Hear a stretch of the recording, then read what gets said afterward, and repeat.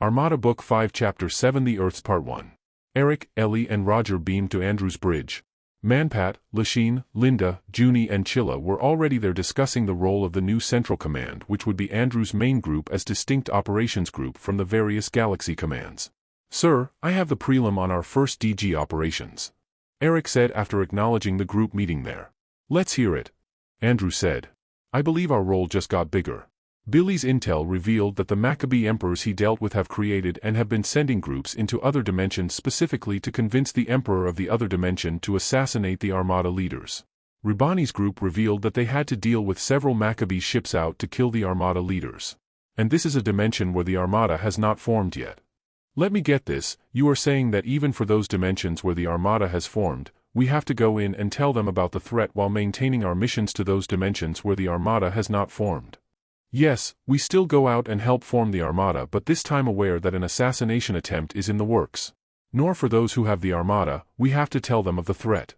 Or we can just deal with the threat ourselves and leave the place," Ellie added. Billy's intel also pointed to a very interesting fact.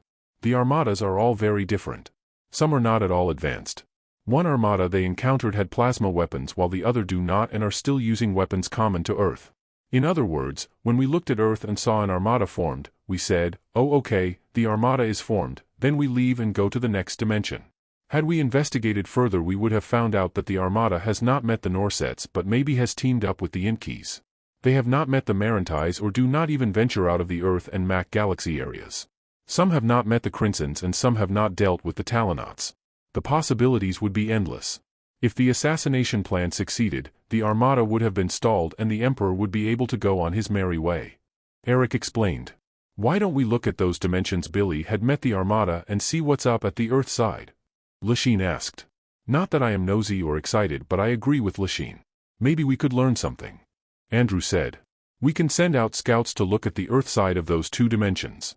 Maybe we could see that they have dealt with the Maccabee threats already," Ellie said. "Like what we have here without even knowing about it," Roger said. "The 10,000 ships we dealt would be an almost invincible enemy for an Earth where the Armada has not formed. They could have killed all the people on Earth," Linda said. "And we did not even know about it until now." "Roger, I think you were sleeping on the job," Andrew shouted. Ellie and Rebecca brought this up in their executive meeting early on. Roger laughed. "Everyone was concerned with the travel plans, boss. It never occurred to me why 10,000 ships would be coming over. For what? To destroy 5 ships when 870 ships were already dispatched to destroy them. I guess I slipped." Everybody slipped. Linda chimed in. "It did occur to me, but the ships did not reveal anything out of the ordinary. Besides, the virus messed up a lot of the data. And the mind reading did not show anything because the intel was probably need to know, and even the commander did not know the mission until they reached Earth or some point in the mission. The virus was designed to kill and destroy. Next time, we would have it preserve data, but this is counter to the nature of a virus. I have been aware of this and we would have to work on this. I have told the Norsets to do this for our next virus baby," Ellie said. "So now we must go in and tell the Armada about the threat. But Billy's intel showed a lot of missing pieces for the Armada and these we have to guide them to," Eric said. "We can send one ship with a wise alien," Junie said, and the group became quiet. "I like the wise alien bit. But I don't like the name they used," Andrew said, and some of them laughed. "So one Kligo ship goes in, contacts the Armada, tell them things, maybe give some intel and technology, introduce them to the Crinsons and the other missing players, then leave." Lachine pointed. "We need a good car salesman," Eric said, and the guys laughed. "I know, the Ellie in one dimension married a car salesman," Ellie said. "The car salesman, in Ribani's report, was part of the assassination group. But I give it to the guy, he pestered Ellie enough to marrying him all within 4 months," Linda said. "I am not going to fall in love in 4 months," Ellie countered. "I cannot believe you married the guy without falling in love, he just pestered you to marry him," Lachine said. The group laughed. "Not me, the other Ellie," Ellie shouted, almost exasperated. "There is also one threat that this Earthside intrusion leads us to believe, and that is that the enemy might DG from the other Earthside to our side," Eric said. "That's true, but Rabina told me that the Crinsons actually feels these intrusions or departures from our dimension as long as they are within 10 mly of the DG opening. They feel the area around them, and if something changes, they feel it. I asked the several Crinsons we have around Earth and planet Los Angeles and they said there was none," Ellie explained. "None up to the moment. But it could happen." Roger pointed. Yes, it could, absolutely. That is why Eric's solution makes perfect sense. Ellie said. Our objective would still be the same. First, to connect the Crinsons to the Max, have the Max build the ships, send in a Kligo ship with a few wise aliens, but this time we have to be aggressive. Going further, Billy's report stated the threat also extends to the Max, Inkies and Norsets and maybe the Talonauts. Can you imagine if the Tosbans get the intel and some technology? Manpat's side of the universe will really get messed up. Eric said. Maybe we should get Roden, Binatan and the other guys in on the threat. Andrew said. It makes you wonder. Had the Maccabees not invented the DG machines, none of these interdimension threats would exist. But then it's only a matter of time until someone invents the DG. Lachine said. It's still good versus evil. Only this time it's in a bigger scale involving 2 or more dimensions. Linda said. I'm sold. I want all our top commanders to go out and deal with the problems. Learn and develop strategies and appropriate responses to specific threat levels as defined. Andrew said. Including you, sir? Ellie asked. How else would I learn? But we do it in pairs, preferably 2 top commanders from different species in a pair. We already have more than 500 dimensions where the Crinsons have integrated with the Max. We can start with these. The 2 DG allotted to this purpose allows our Crinsons and Trunties to connect at least 4 dimensions in a day or 120 dimensions in a month. Ellie explained. Our first team recommended that a science officer should always be a part of the team because part of the solution is technology and there may be cases where our scientists learn new technologies they have not encountered in these dimensions. Also, when we first got the list from Billy, I started with 10 dimensions where we have connected the Max to the Crinsons that are on the list Billy sent to us and I had the Max start building the ships. These ships will be ready in 2 weeks. Eric said. I think the team should include a Mac, an Inky, and a Norset at the very least. Linda said. So we're back to the GX setup, only this time the other species are included. I think that 2 teams might be needed in a dimension to be more effective, but then that will make us cover less. Andrew commented. I will make a list for all of you and see if you are okay with it, then I will give you your dimension assignments and preliminary intel. Eric said. We only have 30 Kligo ships with us. The Norsets and Inkies have the others. Ellie said.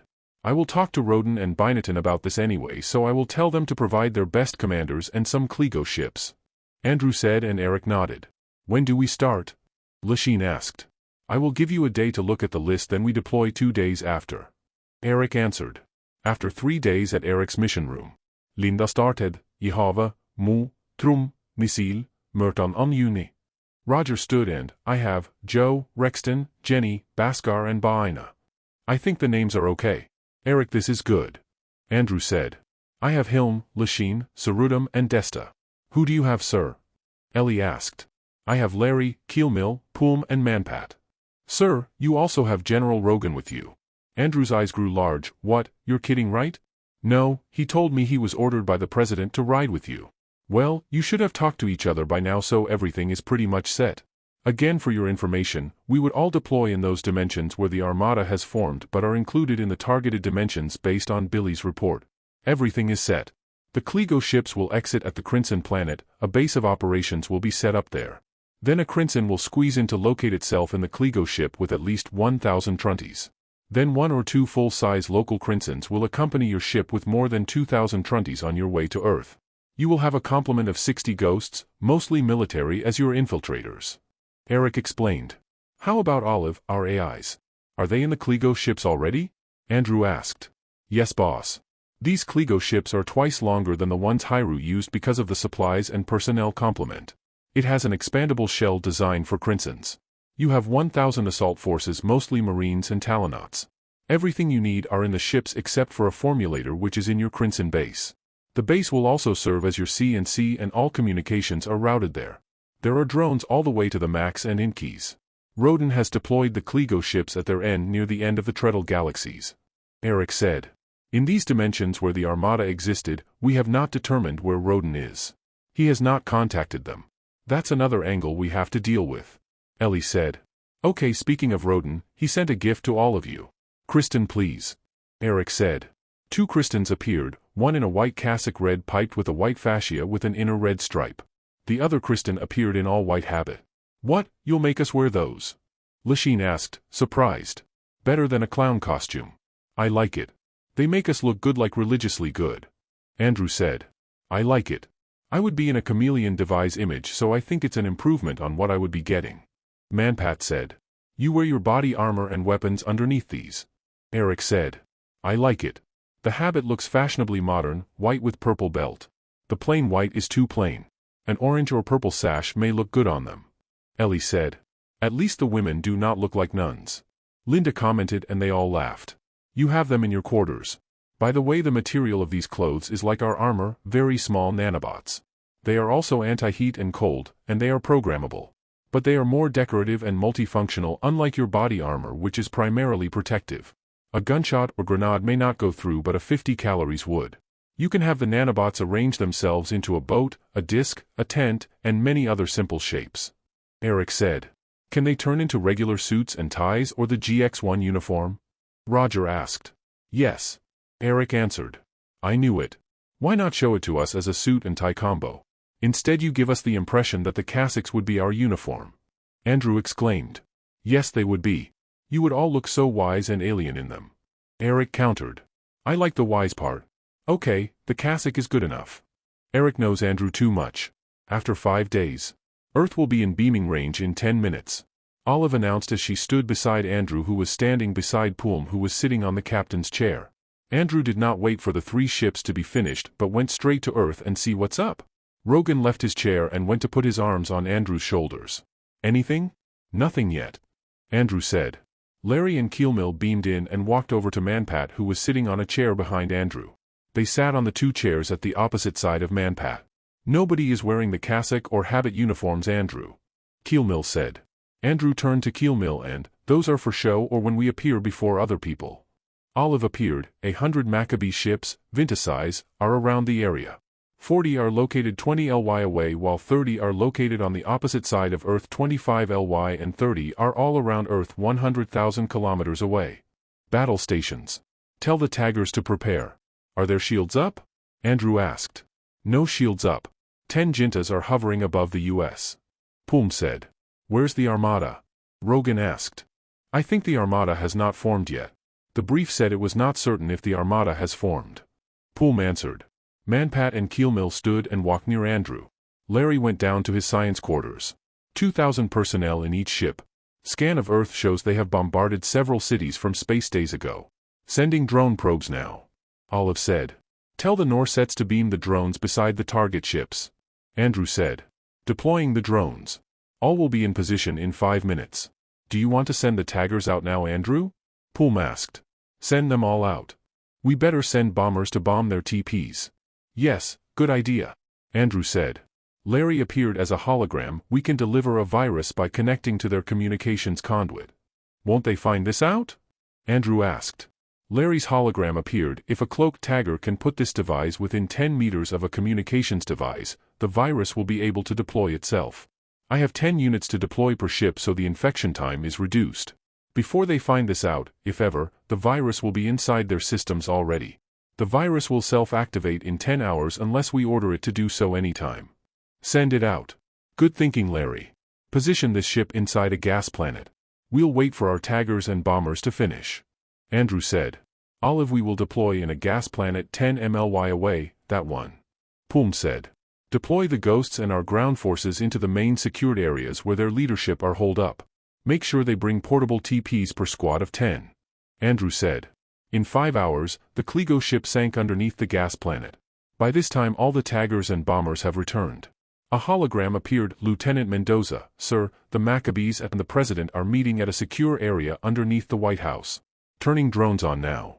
3 holos appeared. The President is the one with the red tie.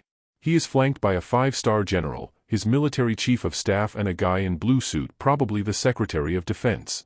Sitting across the table is the top Maccabee commander flanked by 4 other commanders, all in holograms. You can beam at the top of the table. Mendoza said. Guys, suit up. Andrew said as he got his cassock disc and placed it on his chest. It deployed the nanobots to form the cassock. The others did the same. Maccabee commander, I cannot understand why the people we named have not been found. I gave you 3 days to locate them.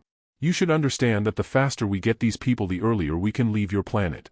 President, when you bombed the 5 cities, the people panicked and communications was screwed up. We need more time.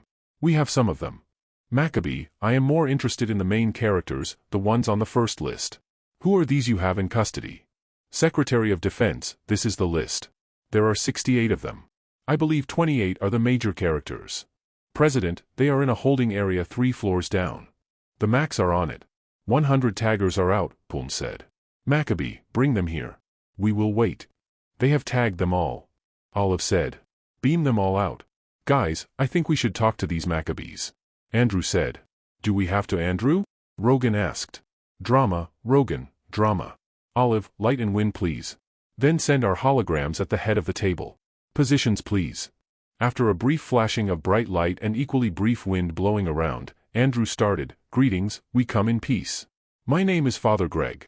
This is Father Keelmill, Father Rogan, Father Pulm and Father Manpat. No you're not, you're Andrew. A woman stepping forward to move behind the president said. The woman looked a lot like Vicky. Oh hi Vic honey. Andrew automatically greeted her. Is this one of your practical jokes again? We are in the middle of top-level negotiations with these aliens. Maccabee, okay, Andrew, what do you want? A little introduction is more civil than none. Manpat interjected. Vicky did the introduction, you know President Cook, Chief of Staff Johnson and Secretary of Defense Hans. This is Commander Kula, the head of the Maccabee forces, Commander Chuno, Commander Artem, Commander Bader and Commander Sars. Is that you Alan? You're the president? Rogan asked and Alan just smiled. Oh hi Alan. Kirk is that you, you're the Joint Chief of Staff Chairman? Andrew asked and Alan waved at them. Yes sir. Glad to see you again. Kirk said. Wait isn't Andrew on the list? Manpat asked. No, he's a bum and a practical joker. How can he be important enough for these aliens? Vicky said. I am on it Andrew. We found the bum. He's drunk and he's lying on a homeless shelter bed. Olive said. So Andrew, can you amuse us before we conclude our meeting? A Maccabee asked. Okay, you guys have 100 ships and more than 200,000 men. I would like you to give me all your ships, except for 10. I will allow you to go home in these 10 ships. Go home. There is nothing for you here. Andrew said. The Maccabees laugh. That's a good one Andrew. Cook said.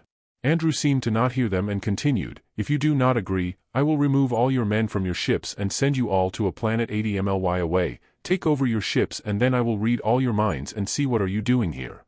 All of the people laughed except for Andrew's group. Look, Andrew, honey, if you're finished can we go on with our meeting now? Vicky asked. Vic, you are always so pretty especially when you talk like that. Anyway, Kula, what's your answer? Commander Kula looked surprised, do I have to?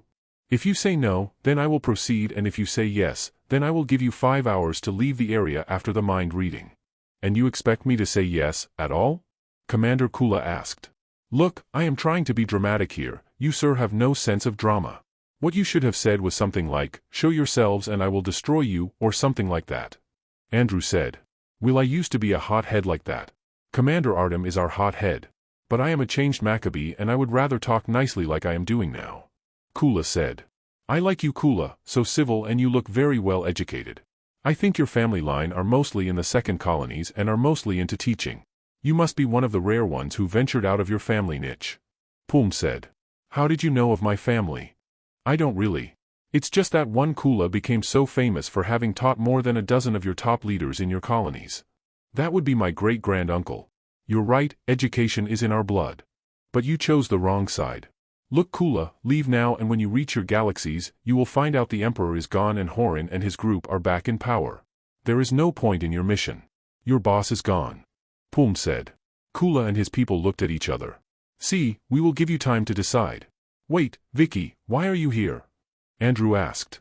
I work under President Cook, remember, as his Secretary of State. Wow. You have always impressed me, every day, all day. He felt he suddenly missed Vicky. Alan, you look older by 40 years. The presidency is taking a toll on you, huh? Rogan asked. Alan answered, well Max, it's part of the job. I think I would rather not agree with you Andrew and pursue my mission. Okay President Cook, where are the people in the list? Kula asked. They are all gone. Andrew interjected. Cook faced the person beside him. Jerry, can you escort Andrew and his group out of the room please? Andrew, can you please wait outside? Thanks for the laughs though. As his friend, Alan does not want to just push Andrew around as he told his Secret Service officer. Jerry gestured Andrew to the door and another agent tried to escort Andrew by patting Rogan's and Andrew's backs with his hand. But his hand went right through their bodies. The Maccabees stood and said, "Show yourselves. That's the kind of commander I like." "But no. Did you say yes already or no to my demand?" Andrew asked. "I think he said no, Andrew. He said he would rather not agree." Manpat clarified. "I know that he may not agree with me, but he did not say whether he would leave or not." "Why are you always so like this, Andrew?" She has some panic in her voice or maybe her usual exasperated tone, especially when Andrew's jokes become unending. "I always want to be sure, Vic." "I know that, Andrew. But you have to know when to stop. These people do not joke around." She looked at Kula, trying to convey an apology for his husband's jesting. "May I?" "Andrew, I will not leave in 10 ships and I will pursue my mission. Is this clear enough?" Kula asked. "Yes, and you do not want to reconsider your decision?" Andrew asked. The Maccabees laughed. "No, we will not reconsider." "And you now want me to move you out of your ships and into a holding planet 80 MLY away and take over your ships?" Andrew asked. "I guess that's the outcome." Kula said. "Okay, I just want to tell you that we are acting because you did not agree and would rather face this outcome where you will find yourself in a holding planet 80 MLY away." Andrew said. "Did anyone tell you that our beaming technology goes only as far as 50 MLY maximum?" Kula asked. "I guess nobody told you that ours does. Why don't we start already, huh, Andrew?"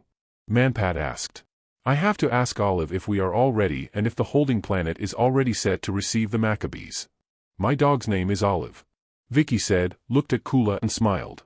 Olive appeared. "Yes, Andrew, we can remove all the Maccabees from their ships on your order. Our people are ready. The Armada commander's AI is named Olive." "You're the Armada commander?" Kula asked. "Yes, but not here. I will give you another chance. Leave now and we will let you go. But before you go you will all go through a mind-reading session with our Max."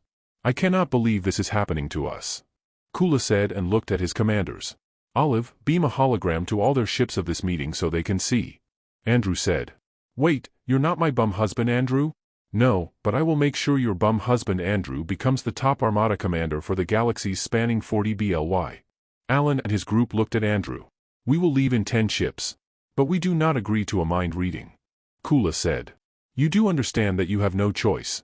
We will do this mind reading 1,000 persons at a time so you can be on your way quicker. Except for the commanders, your people can expect a 15-minute session." Andrew said. "What if we leave now?" Kula countered. "No, you can't. If you move out more than 40 MLY, your ships will be automatically destroyed. Look, we do not want to hurt any of your people. We can beam you to the holding planet 80 MLY away and let you wait your turn from there, or you can wait in the comfort of your ships." "Okay, Kula, because you are so civil and as an incentive, I will just take 50 of your ships and let you go home with the rest. I really do not want to take your ships and this is just something we do. And I find it a chore to be bringing the ships to a planet and destroy them. Just wait in your ships and we will conduct the mind reading there." "How's that?" Andrew asked. "Why don't you just read our minds and spare our men? There are only 200 commanders in our ships." Kula countered. "Okay. I agree," Andrew said. Kula looked at Manpat and Pulm, who in turn nodded. "Then, I also agree to your terms. Bader, tell the men to stand down, identify the 50 ships we will vacate. Tell the Jintas to return." "Kula, do you or your ships need anything, like supplies and other things?" Andrew asked. "We have all we need. Thank you. As a gesture of our gratitude to your agreement to our terms, we will send over 2,000 boxes of brandy for your ships. Something to drink while waiting. We will conduct the mind reading while you are in your ships. You don't have to do anything. We will be reading while you do whatever else you do." Pulm said. "What is this brandy?" Kula asked. "Olive, send a box to Kula's and the other officers' bridge, please. Send some glasses as well," Andrew said. Kula opened the boxes, opened a bottle and poured a glass for him and Bader. "You're right, Pulm, this is so good," Kula said. Bader whispered something to Kula. "Wait, yes, Pulm is a family of fleet commanders in the 4th colony. I remember now. So you're Maccabee?" "Yes, and I am sure the brandy is something you'll love." "So the invasion is over, Andrew?" Alan asked. "Yeah, not much action, huh? No firing and laser blasts, no ships-to-ship fighting. Commander Kula, you did not even verify if Andrew's claims are true. That he can actually beam you all to a planet and read your mind," Alan said. "Whose side are you on, Alan?" Rogan exclaimed. "It looks too easy," Alan said. "It's not. We prepared a lot. Thousands of my people have worked hard to make sure all the preps are done. Larry, tell the virus to stand down. Andrew said. You sent a virus to our ships? Kula asked. Yes, it will auto-activate in 10 hours unless Larry tells it to stand down. Commander Kula, we appreciate your leadership. Rogan said. So you would be reading our minds while we do our work? Who will be coming over to the ship? Kula asked. Nobody. We would be reading your minds from our ship. You won't even notice anything and your sensors and scanners will not show anything. Andrew said. Okay, we will retire now back to our ships. Okay, so we'll see you again Kula before you leave. The Maccabees disappeared. Vic, we have Andrew in custody.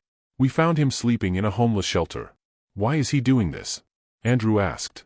Why are you asking Vic about yourself, Andrew? Remember Vicky threw us out of her house right after college because we were so drunk and we ended up sleeping in the dump? Rogan asked and Andrew looked at him. I guess. I don't think I did that, but I did throw the two of you out of the house several times because you are always noisy and arguing your heads off. Vicky said. Somehow Vicky felt Andrew was his husband even if she knows he's not. So what will you do with the 50 spaceships, destroy them? Alan asked. We usually just send these to a planet and blow them up. If you want you can have them, you can learn a lot from these. Olive can beam all of them to the ground for you. The ships are old and small. With due respects to Kula. Andrew said. No Andrew, we have to talk to them first before we give them the ships. Rogan countered. Understood. Alan, we have to talk first. So you guys are not from here? Vicky asked. No, we are from another dimension and my job is to pester Andrew while he does his job in the galaxies. Rogan answered. You always do that to Andrew. Vicky said. See, even the Rogan here in this dimension is a pest. Andrew said and Max laughed. So whatever dimension any Andrew comes from, he will always be a joker? Vicky asked. Yes Vic. We would like to leave now but we'll see each other again later. And Kirk, I want you to leave your post and work in the Armada. Yes sir. Kirk said. Andrew, Max, thanks. Alan said. Sure, Alan, anytime. We'll see you later. Rogan answered. Back at Andrew's bridge. Olive, tell me where are our key personalities? Andrew asked. Billy, Eric, Tony and Ellie are in the group we beamed in. I have located Linda, Jenny, Hyru, Hoffman, Riker and his group. They will be beamed in a few minutes. Let's get all the Armada people we can carry and fly over to the Crimson planet to get our ships. If we leave now we could meet our ships midway in 3 days. Then we come back in 3 with our ships. Manpat suggested. I think we should just wait. We have some mind reading to do. Poom countered. Andrew looked at Poom and, I agree. And we have to look for all the Armada personnel. The list the Maccabees have may be wrong. Take this guy, Cromwell and Pierce, I don't know these guys. Maybe those are the Armada commanders in the other dimension Armada. You cannot always assume they would have the same people. I would suggest we get those guys as well. Rogan said and Andrew nodded. I have located all the personalities in the Maccabee list and the Macs have left to tag them. The Maccabee list has 3,500 names. Our VIP list has 63,758 names excluding the names on their list. I want all the ones we have to go through the Crimson to get their unique technical knowledge and Armada intel. Olive, after they get out, gives all of them the implant. Andrew said. Except for Andrew, Eric and Roger. Poom clarified. The Crimsons may not have their experiences but they can at least have the Armada intel and get the implant. Andrew said. It will take the Crimson 3 hours to finish the job. Olive said. Get Vicky, Alan, Hans and Kirk, beam them in front of us. Get Timmy, Ellie, Julia, Maria, Edna, Harold and Albert. Bring them to the meeting. Andrew said. Vicky, Alan, Hans and Kirk appeared before Andrew's group. Andrew greeted them. Hi guys. They were looking at Manpat who is now in his true form. Then Ellie, Julia, Maria, Edna, Albert and Harold appeared. Then Billy, Roger, Eric and Tony appeared. Again they looked at Manpat. Why don't we all move to the mission room? This way please. Rogan said. The mission room is a small Kligo unit and has chairs arranged classroom style. Andrew stood at the middle in front of the group. Okay, Manpat here is a Talonot. He is actually their king and turned the reign of his kingdom to his sons. The reason we beamed you guys here is that we would like to explain some things. The room is a little cramped but 3 of our ships will be here in 5 or 6 days. So until then we are stuck with this ship. Andrew said. Kula basically opened the idea of space travel to your civilization and this will cause so much upheaval and chaos. Unless we can head this off with some very basic understanding. Rogan added. Okay, The most important thing you guys must accept and understand before we let you travel outside of the solar system is the idea of equality. That you will treat other species and aliens as you would treat humans. Of course the human race is not prepared to do this. Our genes have it, we all have it, but somehow we hear it tell us to do otherwise, and it takes conscious effort to continuously think this way. Rogan explained. Of course not you guys. We know you, and this equality thing is something you consider dear and close to your heart. Rogan is talking about vast oceans of humans on Earth. There are some roles that need to be performed. One is to control the development of technology on Earth. Then the growth of the US population and territories. Then you have to address the criminal organizations, the countries that see this events in a bad way and are basically counter to the idea of equality. Your role is to guide these countries. Andrew added. What are you talking about? I think you are way ahead of us. Alan said. No, Alan. The only and most important requirement that we really would impose on humans before we permit you to travel beyond your solar system is that you understand this concept and accept our alien friends and brothers in arms as your equal. Not below you and not above you. There is nothing more. Those in the list and all the people here understand this concept. We know all of you. But the human race does not, and your task is to make them understand this. Rogan said. Why is this so important, Andrew? Vicky asked. Honey, I mean Vic, in all our adventures and travels across 40 BLY of intergalactic space, we have seen and felt so much pain, evil, injustice. Species enslaving other species, species eating other species. Some species enslaving and killing their own species. And the magnitude of the evil is beyond your understanding. Can you imagine feeling 2 billion people in a planet die all at once?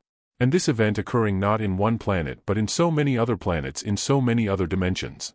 If you do not believe in this concept, you will enslave or hurt or kill the next subservient species you meet.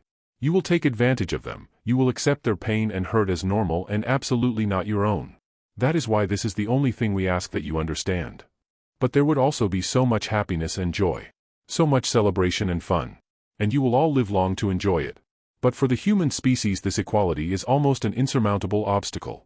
Some have it in them like they breathe air, but some will not accept it in a million years. Manpat added. Let me tell you something so amazing. Vicky, why did you marry Andrew? Rogan asked. You know why. We've been together since high school. Do you know that there are several dimensions where an Andrew and a Vicky are married also? How can this happen? Andrew asked. Genes.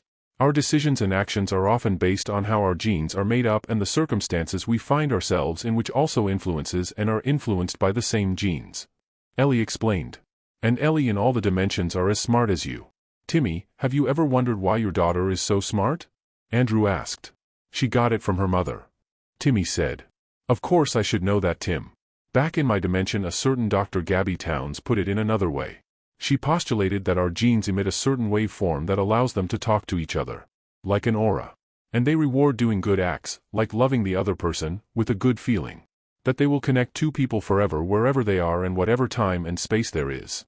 As for the same persons, I feel the Andrew here all the time and he feels me. Why is that? Andrew asked. I know Gabby.